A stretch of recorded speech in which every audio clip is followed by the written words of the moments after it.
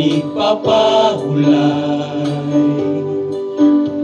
sa atong pangabudlay.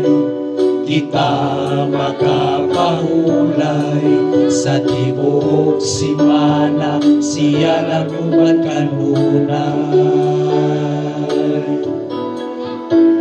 Magpasalamat kita sa atong Ginoo, sa iyang gugma o pagkamaayo. Ato gayon siyang simbahon o kalagaron. Ang sugod niya ato gayon tumanon. Ang adlaw nga ikapito gipaulayan ka na sa Ginoo inumduman mo ang adlaw nga Sabado. Kay kini gipanalaginan o gibalaan sa atong Diyos nagamanan.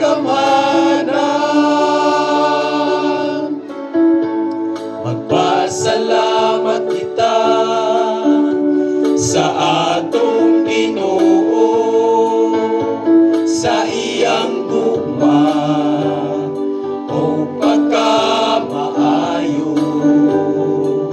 Ato gayon siyang simbahon o kalagaron. Ang sugo niya ato gayon tumanon.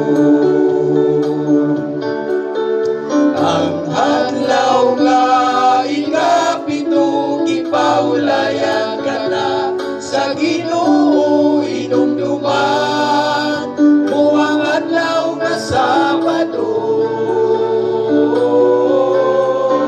Kay kini gipanalaginan o gibalaan sa atong Diyos nagamanan. Sa tibuok nga adlaw atong siyang awitan o daigon. Ang adlaw nga ikapito gipaulayan